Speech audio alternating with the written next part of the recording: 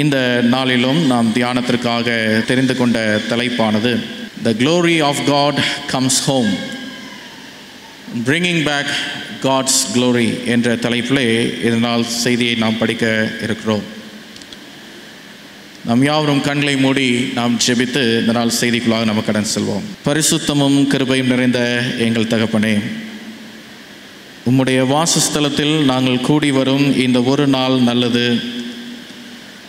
1000 நாளை பார்க்கிலும் இந்த ஒரு நாள் நல்லது ஆண்டவரே. ஆகாமிய கூடாரங்களில் வாசமாய் இருப்பதை காட்டிலும் என் தேவனுடைய வாசற்படியிலே நான் காத்திருப்பதையே தெரிந்து கொள்வேன் என்று சங்கீதக்காரனாக இருக்கிற தாவீது சொல்லியிருக்கிறது போல, இந்த நாளில் உம்முடைய ஆலயத்தில் காத்திருக்கிற வந்திருக்கிற எங்களுக்கு உம்முடைய செய்தியை நீர் தந்தருளும். இயேசுவின் நாமத்தினால் ஜெபிக்கிறோம் எங்கள் நல்ல தகப்பனே, ஆமென். Bringing God's glory back.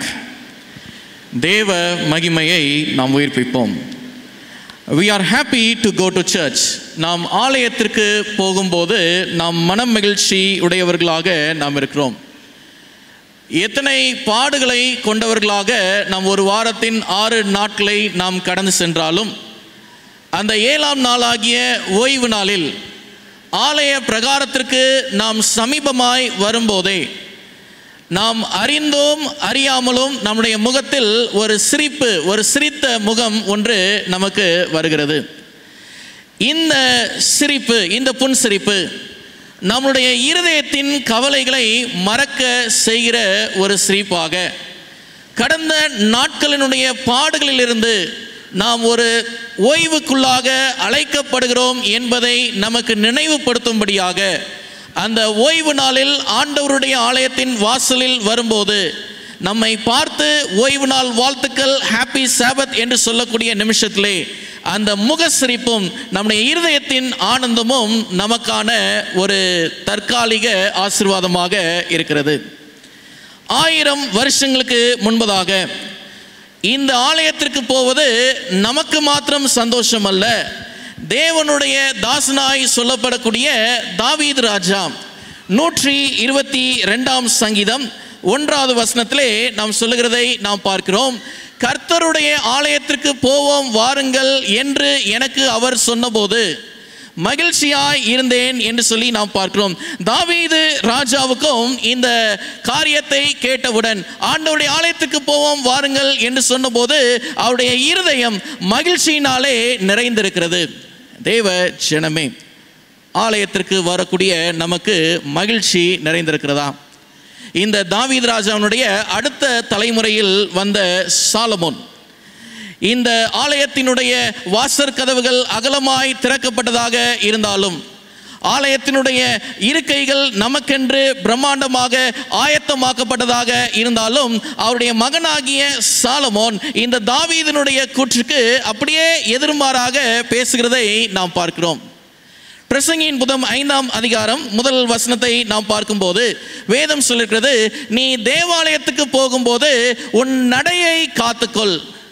மூடர் பலியிடுவது போல பலியிடுவதை பார்க்கிலும் செவி கொடுக்க சேர்வதே நலம், தாங்கள் செய்கிறது தீமை என்று அறியாதிருக்கிறார்கள் என்று சொல்லி நாம் பார்க்கிறோம். What leads us to take hold of our walk to the church? தேவனுடைய ஆலயத்திற்கு போகும்போது நாம் நம்முடைய நடையை காத்துக்கொள்ள வேண்டிய அவசியம் என்ன? ஆண்டவருடைய ஆலயத்துக்கு எதுக்காக போகிறோம்? தொழுகைக்காக போகிறோம். யாரை சந்திக்க போகிறோம்? இயேசுவை சந்திக்க போகிறோம். அப்ப இயேசுவை சந்திக்கக்கூடிய இடத்திலே நாம் மூடர்கள் பலியிடுவது போல பலியிடாமல் தேவனுக்கான பிரியமான தொழுகையை நாம் செய்வதே பரலோகத்தின் தேவன் நம்மிடத்தில் எதிர்பார்க்கக்கூடிய ஒரு தொழுகையாக இருக்கிறது. இன்னும் அந்த வசனத்தை நம்ம தீர்க்கமாக படிக்க வேண்டும் என்று சொன்னால், உன் நடையை காத்துக்கொள் என்று சொன்னால் என்ன நினைச்சு பார்க்கணும்? 6 நாட்களில் இந்த உலகத்தில் எத்தனை விபத்து நடந்துச்சு, எத்தனை அழிவு நடந்துச்சு, எத்தனை பேர் மரணத்தினாலே தவறி போனாங்க, எத்தனை பேர் சுகவீனத்தினாலே மருத்துவமனையில் படுத்திருக்காங்க. அவங்களுக்கு எல்லாத்துக்கும் சம்பவித்தது எனக்கு நடக்கல.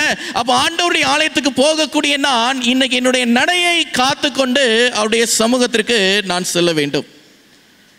2வது வசனம் இப்படியாக நமக்கு சொல்லுகிறது, தேவ சமூகத்தில் நீ துணிகரமாய் உன் வாயினால் பேசாமலும் மனம் பதறி ஒரு வார்த்தையும் சொல்லாமலும் இரு. தேவன் வானத்தில் இருக்கிறார், நீ பூமியில் இருக்கிறாய், ஆதலால் உன் வார்த்தைகள் சுருக்கமாய் இருப்பதாக என்று நாம் பரிசுத்த வேதத்திலே நாம் பார்க்கிறோம். இந்த நாள் இந்த செய்திக்கு நான் தலைப்பு ஆயத்தப்படுத்தும் போது என்னுடைய நினைவுக்கு வந்த தலைப்பு என்னன்னு சொல்லலாம் பார்க்கும்போது, ஃபூல்ஸ் வர்ஷிப், மூடரின் தொழுகை. பட் ஐ பிரைஸ் காட், பரிசுத்த ஆவியானவர் என்னுடைய இருதயத்திற்கு பேசின வார்த்தை என்ன என்று சொல்லலாம் பார்க்கும்போது, don't go with strong words. மிருதுவான வசனங்களை கொண்டு தேவ ஜனங்களுக்கு அன்பான வார்த்தைகளை சொல்லும்படியாக பிரிங்கிங் காட்ஸ் க்ளோரி பேக் என்ற தலைப்பிலே ஆண்டவர் இந்த செய்தியை நமக்காக ஜெபத்தோடு ஆயத்தப்படுத்தி கொடுத்திருக்கிறார்.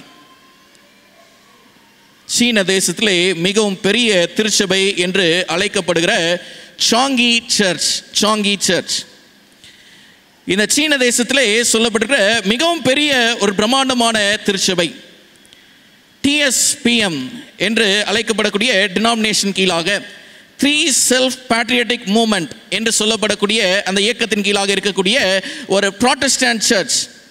இந்த திருச்சபையினுடைய துவக்கம் எப்பொழுது என்று சொன்னால் பார்க்கும்போது 1866 ஆண்டு ஹட்சன் டெய்லர் பிரிட்டனிலிருந்து இந்த தேசத்திற்கு மிஷனரியாக கடன் சென்ற போது அவர் எழுப்பின சபை இந்த சாங்கி சர்ச். இந்த சபையிலே ஒரு நாளைக்கு எத்தனை தொழுகை நடக்கிறது என்று சொல்லலாம் பார்க்கும்போது 3 தொழுகைகள் நடக்கிறது. ஒரு ஆராதனைக்கு எத்தனை பேர் பங்கு பெறுவார்கள் என்று சொல்லலாம் பார்க்கும்போது 5000 முதல் 5500 பேர் வரைக்கும் பங்கு பெறுவார்கள். அதோட நேரத்தை கொடுத்துருக்குறாங்க.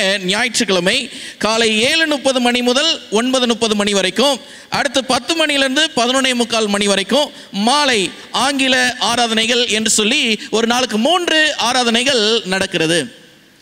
இந்த சபையிலே இத்தனை விசுவாச பிள்ளைகள் கூடி வருவதற்கான ரகசியம் என்ன?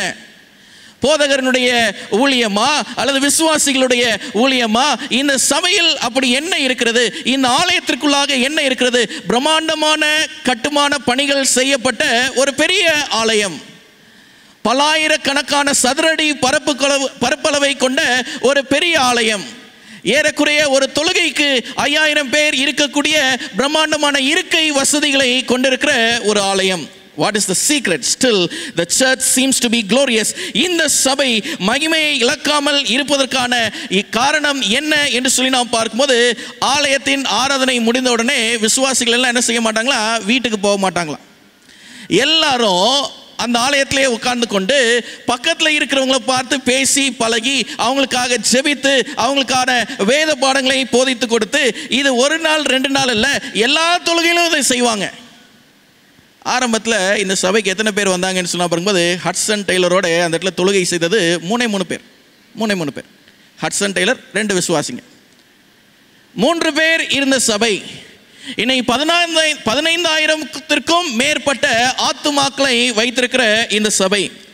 காரணம், அந்த மகிமை குறையாமல் இருப்பதற்கான அந்த உறவுகளை விசுவாச பிள்ளைகள் விசுவாசிகளோடும், ஊழியக்காரர்கள் விசுவாசிகளோடும், விசுவாசிகள் ஊழியக்காரர்களோடும் அந்த பிணைப்பை அவர்கள் தொடர்ந்து செய்ததினாலே அந்த ஆலயம் மகிமையை இழக்காமல் இருக்கிறது, இன்னமும் இருக்கிறது.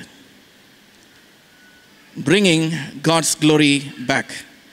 ஆண்டவருடைய மகிமையை நாம் மீண்டும் அவருடைய ஆலயத்திற்குள்ளாக நாம் கொண்டு வந்து சேர்ப்பதற்காக இந்த நாளிலே நாம் ஒரு சில கதைகள் மூலமாக நாம் செய்திகளை நாம் கற்றுக்கொள்ள இருக்கிறோம். முதலாவது வேதாம வசன பகுதியாக நாம் பார்ப்பது 1 சாமுவேலின் புத்தகம் 4ஆம் அதிகாரத்திலே இங்கே ஒரு சம்பவம் நடக்கிறது. இந்த சம்பவம் என்ன என்று சொல்லலாம் பார்க்கும்போது 16ஆம் வசனத்தில் அந்த மனுஷன் ஏலியை பார்த்து, படையிலிருந்து வந்தவன் நான் தான், இன்று நான் படையிலிருந்து ஓடி வந்தேன் என்றான். அப்பொழுது அவன், என் மகனே, நடந்த காரியம் என்ன என்று கேட்டான். இஸ்ரவேல் ஜனங்களிடத்திலே கொடுக்கப்பட்டிருக்கிற அந்த உடன்படிக்கை பெட்டி இஸ்ரவேல் ஜனங்கள் மத்தியில் இருக்கும்போது இஸ்ரவேல் ஜனங்களை ஒருவரும் அசைக்க முடியவில்லை.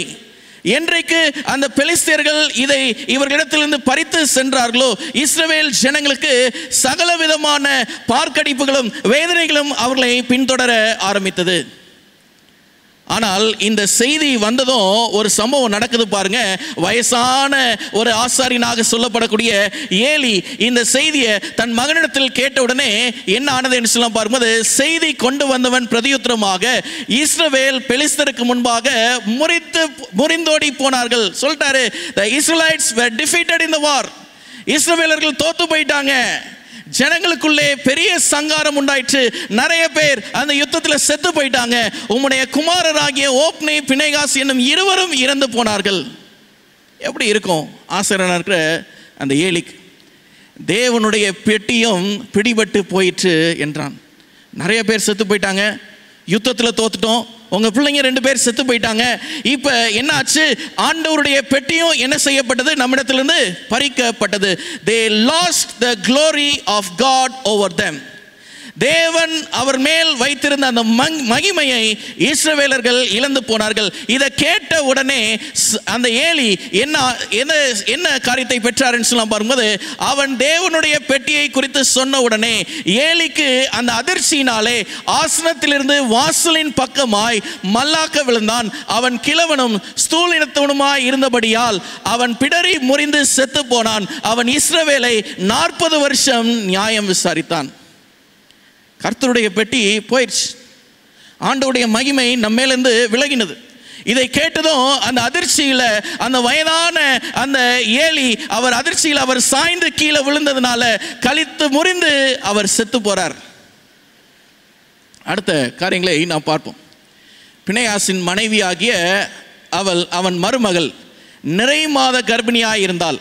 அவள் தேவனுடைய பெட்டி பிடிபட்ட செய்தியையும் தன் மாமனும் தன் புருஷனும் இறந்து போனதையும் கேள்விப்பட்ட போது அவள் கர்ப்ப வேதனைப்பட்டு குனிந்து பிரசவித்தாள். சரி, நிறை மாத கர்ப்பிணியாக இருக்கக்கூடிய அவருடைய மருமகள். சரி, அடுத்து அவள் சாக போகிற நேரத்தில் அவள் அண்டையிலே நின்ற ஸ்திரீகள், நீ பயப்படாதே, ஆண் பிள்ளையை பெற்றார் என்றார்கள். அவளோ அதற்கு ஒன்றும் சொல்லவும் இல்லை, அதன் மேல் சிந்தை வைக்கவும் இல்லை. தேவனுடைய பெட்டி பிடிபட்டு அவருடைய மாமனும் அவருடைய புருஷனும் இறந்து போனபடியால் அவள் மகிமை இஸ்ரவேலை விட்டு போயிற்று என்று சொல்லி அந்த பிள்ளைக்கு என்ன பேர் வச்சாங்க? இக்கபோத் என்று பெயரிட்டாள். இந்த பேருக்கான அடையாளம் என்னன்னு சொல்ல பாரும்போது, தேவ மகிமை இஸ்ரவேலை விட்டு போயிற்று. தேவ ஜனமே, இன்றைக்கு நம்மளுடைய ஆலயத்தை நாம் பார்க்கும்போது ஆண்டவருடைய மகிமை இழந்து போனதா? என் சரீரம் என்ற ஆலயத்தை நான் பார்க்கும்போது இந்த ஆலயம் இன்னைக்கு தேவ மகிமையை பெற்றதாக இருக்கிறதா? குடும்பம் என்ற ஆலயத்தை பார்க்கும்போது என் குடும்பம் தேவ மகிமையை பெற்றதாக இருக்கிறதா? ஒருவேளை இழந்து போனது என்று சொன்னால் இன்றைக்கு நீங்களும் நானும் அதிர்ச்சியை நாம் சந்திக்கிறவர்களாக நாம் இருக்கிறோம். 22வது, தேவனுடைய பெட்டி பிடிபட்டு போனபடியினால் மகிமை இஸ்ரவேலை விட்டு விலகி போயிற்று என்றால் என்று நாம் பரிசுத்த வேதத்திலே நாம் பார்க்கிறோம். எனவே இந்த காரியங்களை நாம் பார்க்கும்போது எவ்வளவு வேதனை ஆண்டவருடைய மகிமையை இழந்தவுடன். தாவீது ஒன்று சொல்றாரு, ஆண்டவருடைய ஆலயத்துக்கு போவோம் வாருங்கள் என்று சொன்னபோது மனமகிழ்ச்சி. சாலமோன் சொல்றாரு, ஆண்டவருடைய ஆலயத்துக்கு போக வேண்டும் என்று சொன்னபோது உன்னுடைய நடைகளை நீ காத்துக்கொள், உன் தொழுகை விதத்தை நீ காத்துக்கொள், நீ பூமியில் இருக்கிறாய், நீ மனம் பதறி ஒரு வார்த்தையும் பேசாதபடிக்கு உன்னுடைய ஒவ்வொரு காரியங்களும் நீ கட்டுப்பாடோடு இரு என்று சொல்லி சாலமோன் சொல்லுகிறதை நாம் பார்க்கிறோம். எனவே இந்த இஸ்ரவேல் ஜனங்களுக்கு அதிர்ச்சி என்ன என்று சொல்லி நாம் பார்க்கும்போது, ஆண்டவருடைய பெட்டியை இழந்து போனார்கள். they lost the ark of God. தேவனுடைய அந்த பெட்டியை அவர்கள் இழந்து போனார்கள். The ark of God represents the typical glory of God. கர்த்தருடைய பெட்டியானது கர்த்தருடைய மகிமை அவர்கள் மேல் இருக்கிறதை அது உற்று வெளிப்படுத்துகிறதாக இருக்கிறது. சரி, இந்த உடன்படிக்கை பெட்டியை இழந்த பிற்பாடு என்ன சம்பவித்தது என்று சொல்லி நாம் பார்க்கும்போது இதை எப்படியாக மீட்டுக் கொள்கிறார்கள்? மீண்டுமாக பார்ப்போம். இந்த பெட்டி எப்படி எருசலேமுக்குள்ளாக வருகிறது என்று சொல்லி நாம் பார்க்கும்போது யோசுவாவின் புத்தகம் 3ஆம் அதிகாரம் 14ஆம் வசனத்தை பார்க்கும்போது, ஜனங்கள் யோர்தானை கடந்து போக தங்கள் கூடாரங்களில் இருந்து புறப்பட்டார்கள். ஆசாரியர்கள் என்ன செய்தாங்க? உடன்படிக்கை பெட்டியை ஜனங்களுக்கு முன்னே சுமந்து கொண்டு போய் யோர்தான் மட்டும் வந்தார்கள். சரி, வந்த உடனே யோர்தான் அறுப்பு காலம் முழுவதும் கரை புரண்டு போம். பெட்டியை சுமக்கிற ஆசாரியர்களின் கால்கள் தண்ணீரின் ஓரத்தில் பட்ட உடனே, அண்டர்லைன் பண்ணி வைக்க வேண்டியது, பட்ட உடனே. பைபிள் சொல்லியிருக்கிறது, மேலே இருந்து ஓடி வருகிற தண்ணீர் நின்று சார்தானூத்துக்கு அடுத்த ஆதாம் ஊர் வரைக்கும் ஒரு குவியலாக குவிந்தது. எப்ப? அவருடைய கால்கள் பட்ட உடனே. அந்த மகிமையான கர்த்தருடைய பெட்டியை சுமந்து வருகிறவர்களுடைய பாதங்கள் பட்ட உடனே தண்ணீர் எல்லாம் ஒரு குவியலாக மாறிற்று. இழந்து போன அந்த மகிமையை மீண்டும் எருசலேம் நகரத்திற்குள்ளாக கொண்டு வரும்போது இந்த மனுஷர்கள் சுமந்து வந்தபோது தேவனுடைய பிரசன்னம் அவர்களை வழிநடத்துகிறதாக இருக்கிறது. வேதம் சொல்லுகிறது, உப்பு கடல் என்னும் சமனான வெளியில் கடலுக்கு ஓடி வருகிற தண்ணீர் பிரிந்து ஓடிற்று. அப்பொழுது ஜனங்கள் எரிகோவுக்கு எதிரே கடந்து போனார்கள். சகல ஜனங்களும் யோர்தானை கடந்து தீரும் அளவும் கர்த்தருடைய உடன்படிக்கை பெட்டியை சுமக்கிற ஆசாரியர்கள் யோர்தானின் நடுவிலே தண்ணீர் இல்லாத தரையில் காலூன்றி நிற்கும் போது இஸ்ரவேல் எல்லாருக்கும் தண்ணீரற்ற உலர்ந்த தரை வழியாய் கடந்து போனார்கள் என்று நாம் பார்க்கிறோம். இப்போ இஸ்ரவேல் ஜனங்கள் முதல்ல ஒரு தடவை உலர்ந்த தரையில் நடந்து போனாங்களே, எப்போ? செங்கடல். யார் நடத்தினது? மோசே நடத்தினார். இப்போ யோசுவாவில் நம்ம படிக்கிறோம், திருப்பி ஆண்டவராக இருக்கிற இயேசு கிறிஸ்து இந்த யோர்தானின் நதிக்குள்ளாக இவர்களை உலர்ந்த தரை வழியாக நடக்க வைக்கிறாரு. எப்போ என்று சொல்லி நாம் பார்க்கும்போது அவருடைய மகிமையை இழந்த காலத்தில் மீண்டுமாக அந்த மகிமை தேவனுடைய நகரமாக சொல்லப்படக்கூடிய எருசலேமுக்குள்ளாக கொண்டு வரப்படக்கூடிய வேளையில் அவர்கள் கொண்டு வந்த உடனே, அவருடைய பாதம் பட்ட உடனே தண்ணீர் எல்லாம் குவியலாக நின்றது. எனவே நம்மளுடைய வாழ்க்கையிலே கர்த்தருடைய பெட்டி என்றால் என்ன? What is the ark of God in our lives? This is the ark of God in our lives. ஆண்டவருடைய வேதமே நம்முடைய வாழ்க்கைக்கான கர்த்தருடைய பெட்டியாக இருக்கிறது. இந்த ஆலயத்திற்குள்ளாக, சரீரம் என்ற ஆலயத்திற்குள்ளாக இந்த பெட்டி இருக்கிறதா? Do we have the living God's word in our hearts?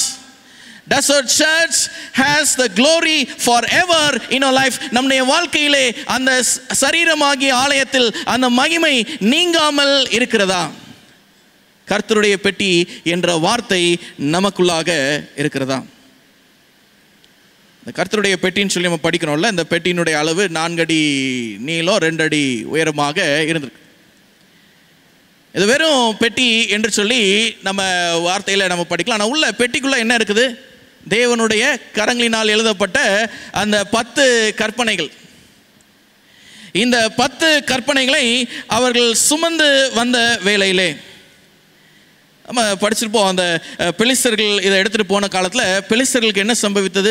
அநேக மரணம் சம்பவிச்சது, அப்படி தானே? நிறைய துஷ்டத்தனமான வாதைகள், மற்ற நியாய தீர்ப்புகள் எல்லாம் அவங்க மேலே விழுந்துச்சு. அப்போ இது எல்லாத்தையும் சந்தித்து வந்த பெலிஸ்தர்களுடைய கரங்களிலிருந்து இந்த பெட்டி எப்படியாக மீண்டும் கொண்டு வரப்பட்டது? 1 சாமுவேலின் புத்தகம் 5ஆம் அதிகாரத்திற்குள்ளாக நாம் கவனத்தை கொண்டு வருவோம். வேதம் சொல்லுகிறது, 1ஆம் வசனத்திலே நாம் பார்க்கும்போது வேதம் சொல்லுகிறது, பெலிஸ்தர் தேவனுடைய பெட்டியை பிடித்து அதை எபனேசரிலிருந்து அஸ்தோத்திற்கு கொண்டு போனார்கள். 2வது வசனம். பெலிஸ்தர் தேவனுடைய பெட்டியை பிரித்து தாகோனின் கோவிலிலே கொண்டு வந்து தாகோன் அண்டையிலே வைத்தார்கள். தாகோன் யாரு? பாகால் தெய்வத்திற்கு இவங்களாம் பார்த்தோன்னா ஒரு கனெக்ஷன் உள்ள ஐடல்ஸ். இவங்களாம் பாகால் என்று சொல்லப்படக்கூடிய விக்கிரகம், இந்த தாகோன் என்று சொல்லப்படக்கூடிய விக்கிரகம்லாம் ஒரு கனெக்ஷன் உள்ள ஒரு விக்கிரகம். பெட்டியை கொண்டு வந்து எங்கே வச்சிருக்கிறாங்க? தாகோன் கோயில் வாசலில் வச்சிருக்கிறாங்க. தாகோன் என்று சொல்லப்பட்ட அந்த விக்கிரக சிலைக்கு முன்பதாக வைத்திருக்கிறாங்க. சரி, என்ன நடந்துச்சு? அஸ்தோத் ஊரார் மறுநாள் காலமே எழுந்திருந்து வந்தபோது இதோ தாகோன் கர்த்தருடைய பெட்டிக்கு முன்பாக தரையிலே எப்படி விழுந்து கிடக்கிறது? முகம் குப்புற விழுந்து கிடந்தது. அப்பொழுது அவர்கள் தாகோனை எடுத்து அதை அதன் ஸ்தானத்திலே திரும்பவும் நிறுத்தினார்கள். சரி, அடுத்து என்ன சம்பவித்தது? 4ஆம் வசனம். அவர்கள் மறுநாள் காலமே எழுந்திருந்து வந்தபோது இதோ தாகோன் கர்த்தருடைய பெட்டிக்கு முன்பாக தரையிலே முகம் குப்புற விழுந்து கிடந்ததும் அல்லாமல், ஒரு தடவை தூக்கி வச்சாங்க, திருப்பி தாகோன் என்ன செய்து கிடக்கிறது? விழுந்து கிடக்கிறது. எது முன்னாடி? கர்த்தருடைய பெட்டிக்கு முன்னாடி விழுந்து கிடக்கிறது மாத்திரம் அல்லாமல் தாகோனின் தலையும் அதன் 2 கைகளும் வாசற்படியின் மேல் உடைபட்டு கிடந்தது. தாகோனுக்கு உடல் மாத்திரம் மீதியாய் இருந்தது. சரித்திர காலங்களை நாம் படிக்கும்போது இந்த அடிமைகளாக இருப்பவர்களுக்கான தண்டனை அல்லது நிறைவு என்னன்னு சொல்லலாம் பார்க்கும்போது, எக்ஸிகியூஷன் ஆஃப் த ஸ்லேவ்ஸ் என்ன தெரியுமா? தலையை வெட்டுவாங்க, கையை வெட்டுவாங்க. இப்போ தாகோன் என்று சொல்லப்படக்கூடிய இந்த விக்கிரகம், இந்த சிலை எதை இழந்திருக்கிறது? தலை இழந்திருக்கிறது, கைகளை இழந்திருக்கிறது. அப்ப ஆண்டவருடைய பெட்டிக்கு முன்பதாக இந்த தாகோன் என்பது ஒரு அடிமை, இது தெய்வம் அல்ல. இதை ஜனங்கள் பார்க்கிறார்கள். 5ஆம் வசனம் பார்க்கும்போது, ஆதலால் இந்நாள் வரைக்கும் தாகோனின் பூஜாசாரிகளும் தாகோனின் கோவிலுக்குள் பிரவேசிக்கிற யாவரும் அஸ்தரோத்தில் இருக்கிற தாகோனுடைய வாசற்படியை என்ன செய்யறதில்ல? மிதிக்கிறதில்ல. எல்லாருக்குமே தெரிஞ்சு இந்த கர்த்தருடைய பெட்டியினால ஒரு சம்பவம் நடந்ததை யாராலையும் மறக்கவே முடியல. ஆண்டவருடைய பெட்டியினால அந்நிய தேவர்கள் என்ன செய்ய முடியல? அவங்க முன்னாடி நிற்க முடியல. ஆண்டவருடைய பெட்டிக்கு முன்பதாக அநியாயத்தின் தொழுகைகள் என்ன செய்யப்பட முடியல? செலுத்தப்பட முடியல.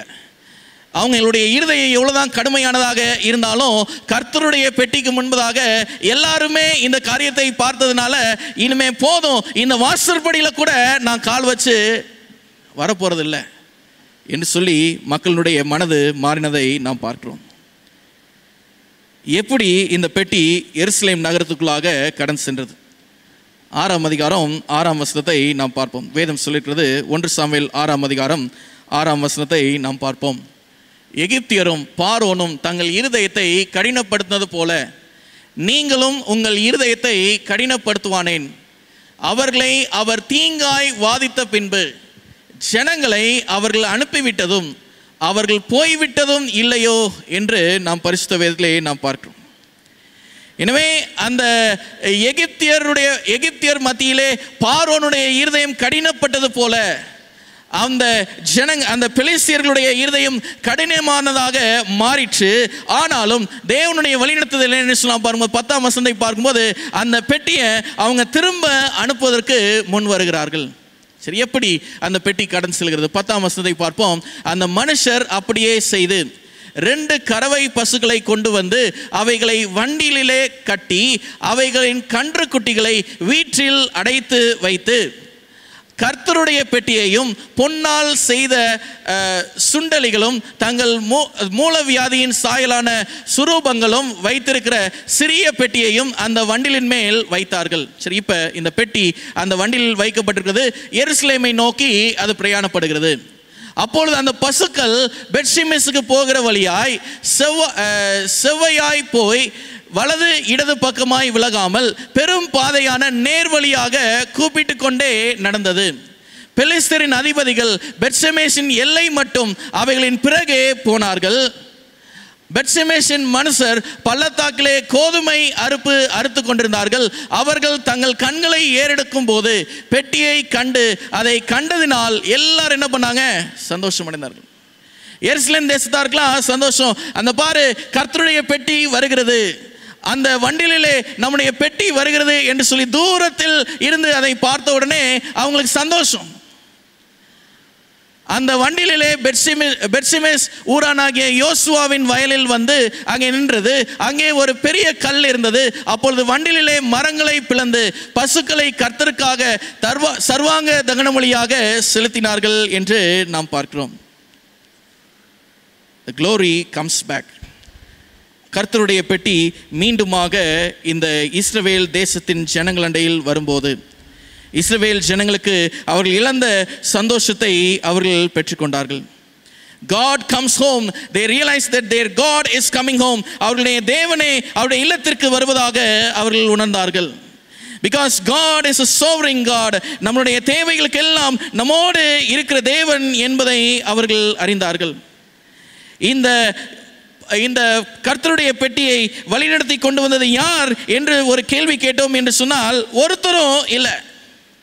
ஃபர்ஸ்ட் டைம் இஸ்ரவேல் தேசத்திற்குள்ளாக, இந்த எருசலேமுக்குள்ளாக இந்த பெட்டி யார் மூலமாக கொண்டு வரப்பட்டது என்று சொன்னால் பார்க்கும்போது இஸ்ரவேலின் ஆசாரியர்கள் மூலமாக கொண்டு வரப்பட்டது.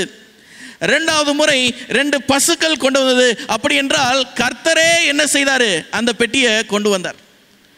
மூன்றாவது முறை அந்த பெட்டியை யார் கொண்டு வரணும்? யார் கொண்டு வரணும்? நான் தான் கொண்டு வரணும், நம்ம தான் கொண்டு வரணும்.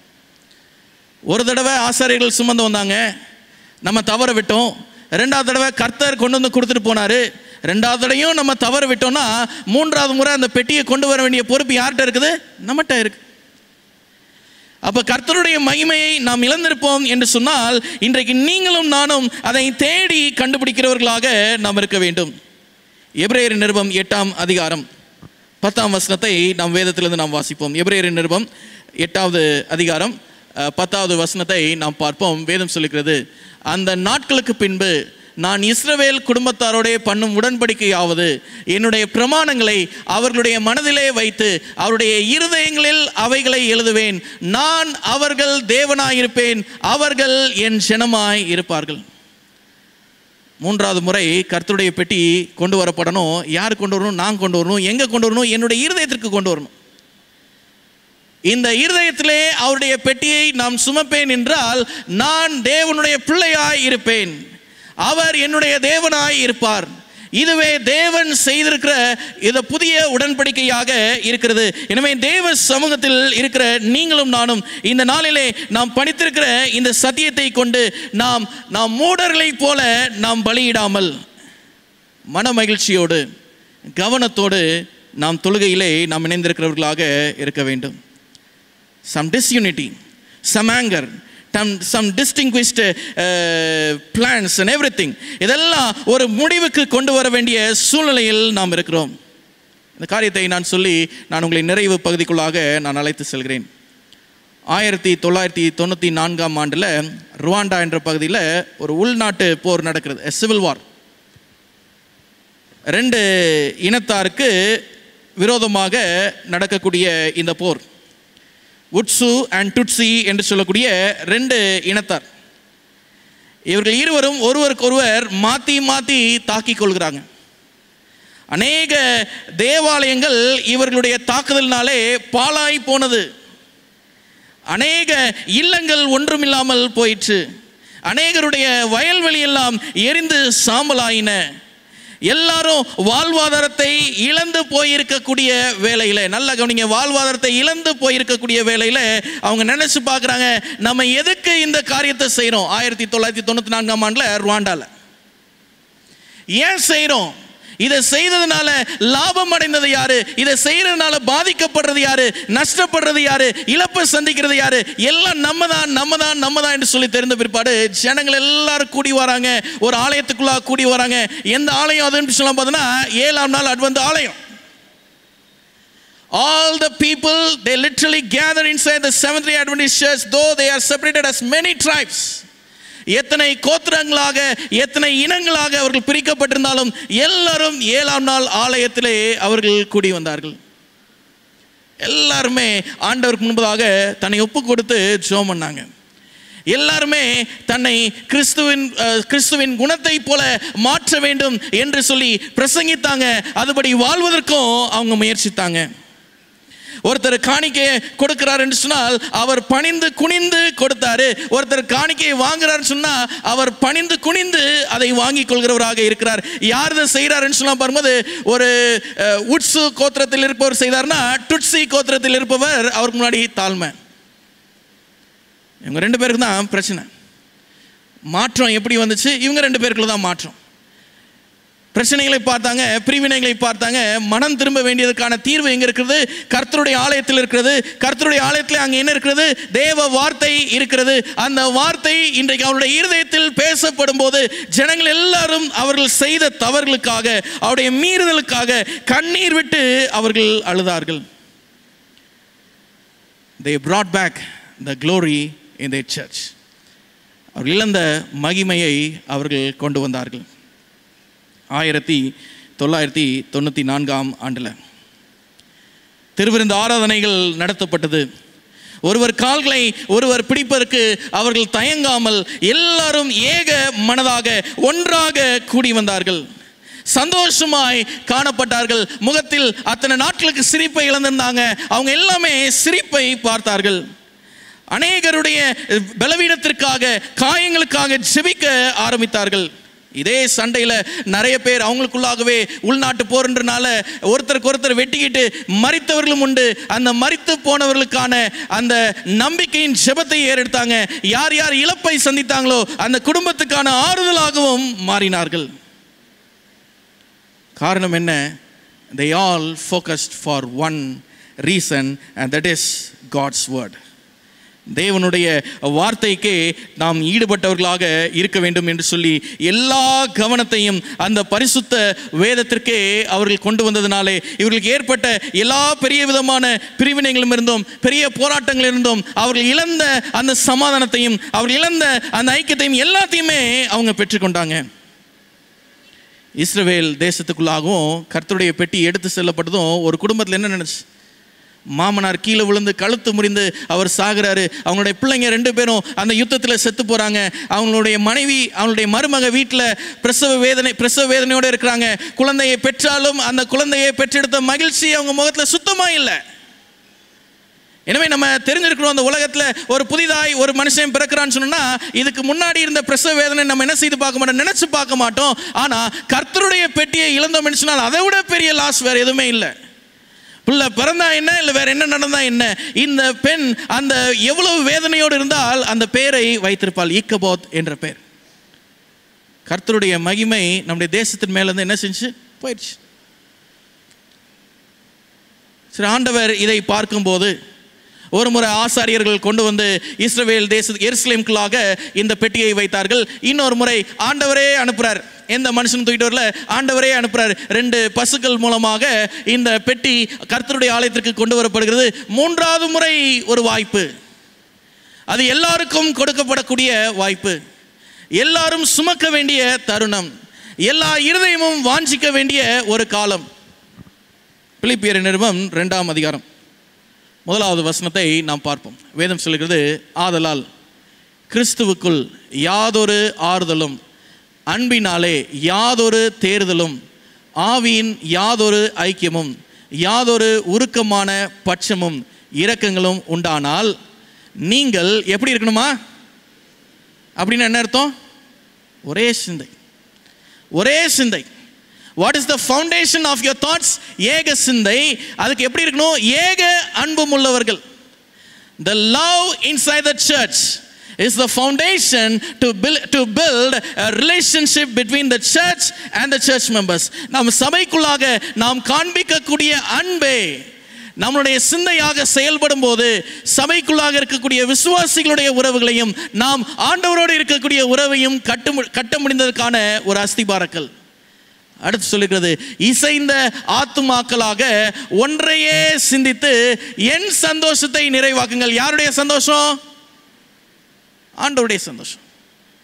அப்ப சபை ஆண்டவரை மகிமைப்படுத்தும் போது ஆண்டவருடைய மகிமை எங்க வருது? சபையில வருது. அப்ப ஆண்டவருடைய மகிமை இருக்கிற இடத்துல சபை மக்களுக்கு என்ன உண்டாகும்? பாதுகாப்பு உண்டாகும். இஸ்ரவேலர்கள் அவ்வளவு தூரம் கலங்கினாங்க, போராடினாங்க. எதுக்குன்னு சொல்லலாம் பார்க்கும்போது ஆண்டவருடைய மகிமை அங்க தங்கணும்.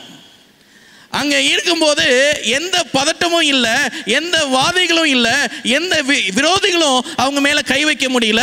அப்போ கர்த்தருடைய மகிமை அவர்களுக்கு பாதுகாப்பு என்று சொன்னால் இன்றைக்கு இந்த ஸ்தலத்திலும் அவருடைய மகிமையே நமக்கு பாதுகாப்பாக இருக்கிறபடினாலே நீங்கள் எல்லாரும் ஏக சிந்தையும் ஏக அன்புள்ளவர்களுமாக இருந்து இசைந்த ஆத்துமாக்களாக ஒன்றையே சிந்தித்து ஆண்டவருடைய சந்தோஷத்தை நாம் நிறைவேற்றுவர்களாக. அடுத்து சொல்லுகிறது, ஒன்றையும் வாதினாலாவது வீண் பெருமையினாலாவது செய்யாமல். எப்படி செய்யுங்க? மனத்தாழ்மையினாலே ஒருவரை ஒருவர் தங்களிலும் மேன்மையானவர்களாக எண்ண கடவீர்கள். ஒருத்தரை பார்க்கும்போது இன்னொருத்தரை எப்படி நினைக்கணும்? அவங்கள காட்டிலும் நான் பெரியவன் இல்லை, என்னை காட்டிலும் பெரியவன் அவன். ஏனென்றால் அவனை சிருஷ்டித்தது யாரு? ஆண்டவர். அவனை எப்படி சிருஷ்டித்திருக்கிறாரு? தேவன் அவருடைய சாயலாகவே சிருஷ்டித்திருக்கிறார். இந்த சிருஷ்டியின் மூலமாக எனக்கு என்ன கிடைக்கிறது? தேவனுடைய குணம் கிடைக்குது. அந்த குணம் கிடைக்கக்கூடிய அடுத்த மனுஷரை நான் பார்க்கும்போது தாழ்மையாக அல்ல, மேன்மையாக நாம் எண்ண வேண்டிய அவசியம். அவனவன் தனக்கானவைகளை அல்ல, பிறனுக்கானவைகளையும் நோக்குவானாக. கிறிஸ்து இயேசுவில் இருந்த சிந்தையே எங்க இருக்கணும்? உங்களிலும் இருக்க கடவுது. நம்மளுடைய சபைக்கு ஆண்டவருடைய மகிமையை நம்ம கொண்டு வர முடியுமா? நம்ம மனசார நம்ம நினச்சி பார்ப்போம் என்று சொன்னால், ஒரு முறை ஆண்டவர் நம்ம கொண்டு வந்தார். ஒரு முறை ஆசாரியர்கள் நம்ம கொண்டு வந்தாங்க. யாரோ ஒருத்தர் வந்து நமக்கு பைபிள் ஸ்டடி கொடுத்தாங்க, யாரோ ஒருத்தர் வந்து நமக்கு ஞானஸ்நானம் கொடுத்தாங்க.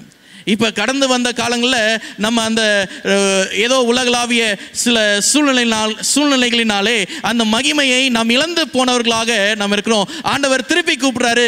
3வது முறையும் பெட்டி எடுப்பதற்கான ஒரு வாய்ப்பை ஆண்டவர் கொடுக்கிறார்.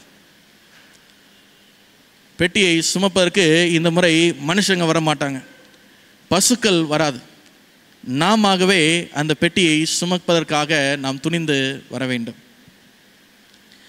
இந்த சர்ச் பார்த்தோம்ல, நம்ம சாங்கி சர்ச், சீன தேசத்தினுடைய சாங்கி சர்ச். இந்த சபைக்கு ஒரு சீனியர் பாஸ்டர்னு சொல்லி ஒருத்தர் இருக்கிறார். சீனியர் பாஸ்டர்னு சொல்லி ஒருத்தர் இருந்தாலும் அவர் கீழாக செயல்படக்கூடிய முக்கியமான போதகர்கள் யாருன்னு சொல்லலாம் பார்க்கும்போது எல்லாமே இளம் வயதை உடையவர்கள், எல்லாமே 30லேருந்து 35 வயதுக்கு உட்பட்டவர்கள். இதில் ஆண்களும் உண்டு, பெண்களும் உண்டு. they have lady pastors too. இந்த இளம் ஊழியர்கள் இந்த சபைக்கு எடுக்கக்கூடிய எல்லா பிரயாசத்திலையும் மக்களுடைய ஒத்துழைப்பு எல்லாமே பார்க்கும்போது அவங்க ஊழியக்காரனை பார்க்கல, ஆண்டவருடைய முகத்தை பார்ப்பதாக அவர்கள் இணங்கினதுனாலே ஒவ்வொரு தொழுகையிலும் 5000 என்று சொல்லி ஒரு நாளுக்கு 15000 பேர் தொழுகையில் இணைந்திருக்கிறாங்க. தேவ ஜனமே, நம்முடைய தொழுகையிலே யார் நமக்கு வெளிப்படுகிறது? யார் வெளிப்படுகிறார்? ஆண்டவர் வெளிப்படுகிறாரா? ஆண்டவரை பார்க்க வேண்டும் என்று நாம் ஆலயத்துக்கு வருகிறோமா? கர்த்தருடைய வேதத்தை நான் திறந்து வாசிக்க வேண்டும் என்று நாம் ஆலயத்திற்கு நாம் வருகிறோமா? கர்த்தர் என்னோடு பேச வேண்டும், என்னுடைய இருதயத்திற்கு ஏற்ற நம்பிக்கையை கொடுக்க வேண்டும் என்ற ஏக்கத்தோடு நாம் ஆண்டவருடைய ஆலயத்திற்கு வருகிறோமா? அந்த ருவாண்டா பகுதியிலே சொல்லப்பட்ட ஜனங்கள் போல, டுட்சி மற்றும் உட்சு என்று சொல்லக்கூடிய அந்த 2 கோத்திரத்தார் போல ஒருவேளை பகையை உடையவர்களாக நம்ம இருந்தாலும் இந்த இடத்துல இயேசுவை நாம் பார்க்கும்போது எல்லாத்தையும் ஆண்டவர் மாற்றுகிறவராக இருப்பார். சமாதானத்தை தேடும் பிள்ளைகளே, ஆண்டவருடைய மகிமையை வாஞ்சிக்கும் பிள்ளைகளே, 3வதும் ஆண்டவர் நமக்காக ஒரு தருணத்தை நமக்கு கொடுக்கிறவராக இருக்கிறார். சாலமோன் நமக்கு நினைவுபடுத்துவது, நீ தேவாலயத்துக்கு போகும்போது என்ன செய்? உன்னுடைய நடைகளை காத்துக்கொள், நடைகளை காத்துக்கொள். தேவாலயத்துக்கு போன உடனே முழங்கால் படியிட்டு செபி. ஆலயத்தினுடைய ஆராதனைகளே ஜெபத்தோடு நீ தரித்திரு. ஆலயத்தின் ஆராதனை முடிந்த உடனே ஜெபம் செய்து இங்கிருந்து கடந்து செல். இந்த ஜெபம் தேவ பிரசன்னத்தை எப்போதும் உணர செய்ய வைக்கிற ஒரு கருவி. இந்த தருணத்தை இழந்து போகாதவர்களாக இரட்சகராயிருக்கிற இயேசு கிறிஸ்து உங்களையும் என்னையும் அழைத்திருக்கிற இந்த நாளிலே தேவ மகிமையை நாம் கொண்டு வருவோம். நம்முடைய இருதயத்திலே ஆண்டவருடைய வார்த்தையை நாம் நேசிப்போம். நம்முடைய இருதயத்திலே தேவ வார்த்தைகள் எழுதப்படட்டும். நம்முடைய இருதயத்திலே கிறிஸ்து இயேசுவானவர் பிரசன்னமாகட்டும். 2 முறை ஆண்டவர் நமக்கான ஒரு ஏற்பாடுகளை செய்து கொடுத்தார். இந்த முறை நான் தான் அதை செய்யணும், நான் தான் அதை கொண்டு வரணும், நான் தான் அந்த மாற்றத்தை ஏற்படுத்துகிறவராக இருக்கிறதுனாலே தேவ சமூகத்தில் இருக்கிற நீங்களும் நானும் இங்கிருந்து கடன் செல்லும்போது ஒரே ஒரு வசனத்தை சொல்வோம். கிறிஸ்து இயேசுவில் இருந்த சிந்தையே என்ன செய்யணும்? உங்களிலும் இருக்க கடவுது. தேவன் உங்களை ஆசீர்வதிப்பாராக. ஆமென். எங்கள் தேவனே, இதோ விசுவாசிகளாய் இருக்கிற எங்களுக்கு உம்முடைய வார்த்தை எங்களுடைய செவிகளுக்கு தொனித்ததற்காக உமக்கு நாங்கள் நன்றி செலுத்துகிறோம். ஆண்டவரே, இது நேர் எங்கள் மேலே கொண்டிருக்கிற அன்பிற்கான வார்த்தைகள், எங்கள் மேலே நீர் கொண்டிருக்கிற பாசத்திற்கான வார்த்தைகள். ஆண்டவரே, இந்த வார்த்தைகளுக்காக உமக்கு நாங்கள் நன்றி செலுத்துகிறோம்.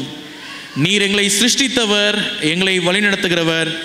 எங்களுடைய இடரல்களும் இருந்தும் நீர் எங்களை தூக்கி சுமந்து வரக்கூடிய தேவன். இதோ இந்த நாளிலும் ஆண்டவரே, எங்களுடைய வாழ்க்கையை நாங்கள் மகிமையற்று இருப்போம் என்று சொன்னால் தேவனே, அந்த மகிமையை நாங்கள் மீண்டும் மீட்டு கொண்டு வருவதற்கு ஏதுவாக உம்முடைய வார்த்தை எங்களோடு பேசினதற்காக உமக்கு நாங்கள் நன்றி செலுத்துகிறோம். ஆண்டவரே, ஆண்டவரே, இந்த நாளிலே நாங்கள் கேட்ட சத்தியத்திற்காக நாங்கள் நன்றி செலுத்துகிறோம். இஸ்ரவேல் ஜனங்களுக்கான அந்த உடன்படிக்கை பெட்டியை ஒரு முறை ஆசாரியர்கள் சுமந்து வந்தார்கள் ஆண்டவரே. மற்றொரு முறை நீர் உம்முடைய சித்தத்தின்படி நீர் அனுப்பி வைத்தீர் ஆண்டவரே. இன்னொரு வாய்ப்பும் நீர் எங்களுக்கு தருகிறீர் ஆண்டவரே. அதை சுமந்து செல்ல வேண்டியது இங்கு இருக்கக்கூடிய ஒவ்வொரு விசுவாச பிள்ளைகளுடைய கடமைகளாக இருக்கிறது. ஆண்டவரே, இந்த நாளிலே நாங்கள் வேதத்தின் வசனங்களை நாங்கள் நினைவு கூறுகிறோம். கிறிஸ்து இயேசுவில் இருந்த சிந்தையே உங்களில் ஒவ்வொருவருக்கும் இருக்க வேண்டும் என்று சொல்லி நாங்கள் பார்க்கிறோமே.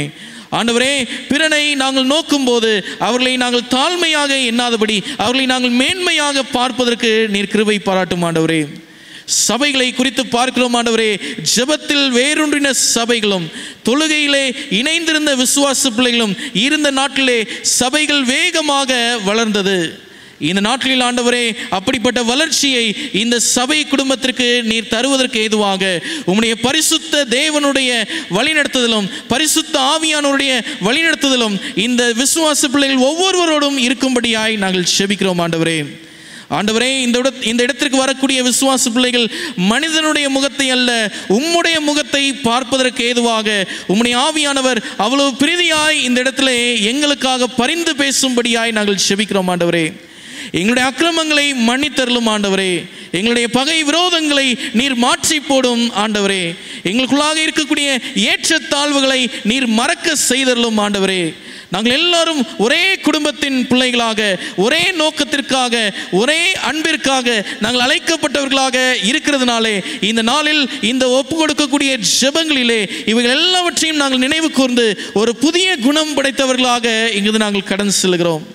எங்கள் வாழ்க்கையில் நாங்களும் பெட்டியை தொலைத்திருக்கிறோம் ஆண்டவரே. நாங்கள் தேடி திரிகிறோம் ஆண்டவரே.